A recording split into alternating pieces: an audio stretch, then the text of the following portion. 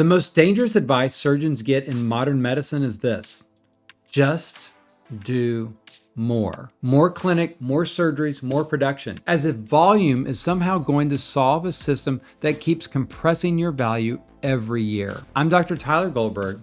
A few years ago, I realized the traditional orthopedic model was slowly commoditizing surgeons. So I stepped off the hamster wheel and I built a different practice model. One that allowed me to stay in insurance, serve my patients, and finally regain leverage over my time, my relationships, and my value. Now, I help other surgeons do the same thing through NAOCA. For the most of my career, I thought the answer was volume. Honestly, that's what medicine teaches us, right? If reimbursements fall, work harder. If your income drops, add another surgery day. If your overhead increases, well, see more patients. Everything gets solved with more production.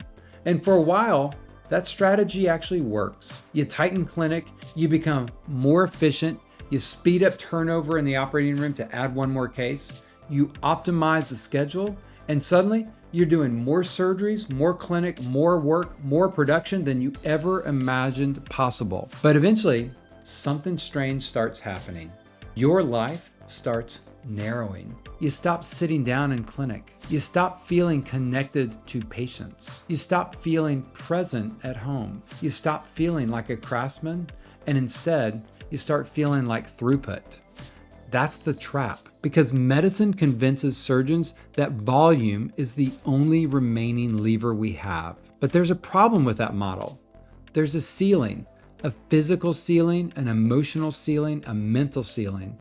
And at some point, you simply can't keep adding more surgery forever. And the terrifying realization for many surgeons is this: even when you increase volume, the system still keeps compressing your value. That's why so many surgeons feel trapped. They're running faster every year just to maintain the same position. And eventually, you start asking yourself, what happens when I physically can't keep this pace anymore? That question changes people, because underneath it all, most surgeons are not actually chasing money. What we chase is security, autonomy, sustainability, peace of mind. And the tragedy is that many surgeons believe those things can only come through more labor. I used to believe it too, to be frank with you, until I realized something very important. I didn't actually have an effort problem. I had a leverage problem. And those are two completely, totally different things. Surgeons already know how to work hard. You don't have to teach us that. Nobody needs to teach surgeons how to be disciplined. What surgeons have never been taught is leverage, right? We haven't been taught positioning or differentiation. We haven't been taught relationship-driven care. We haven't been taught how to practice design or value create outside of pure throughput. Medicine teaches labor. It never teaches leverage. Because once I stopped believing volume was the only answer, I started asking a different question.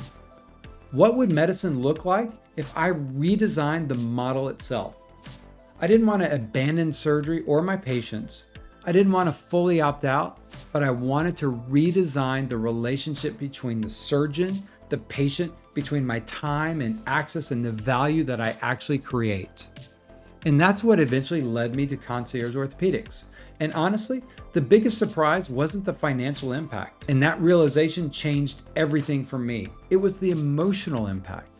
I slowed down and became more present. I became more thoughtful and connected. Medicine became human again. And ironically, the better the relationship became, the more valuable the care became for everyone involved. That's when I realized patients don't necessarily want more volume either. What patients want is attention, communication, trust, access, confidence, and relationships. They don't care how much you know until they know how much you care. An industrialized system strips that away from both sides. And I think more surgeons are waking up to that reality every year. Because eventually every surgeon hits the same wall. More volume stops solving the problem. At some point, the future belongs to surgeons who understand leverage. Not because they're lazy, but because they finally realize hard work without leverage eventually becomes extraction. That's the shift. And I believe over the next decade, surgeons who learn how to build leverage into their practice models are going to dramatically experience better autonomy, sustainability, fulfillment, and freedom. Surgeons who remain fully dependent on endless throughput, they're not going to have those things. You don't need more volume. You need more leverage.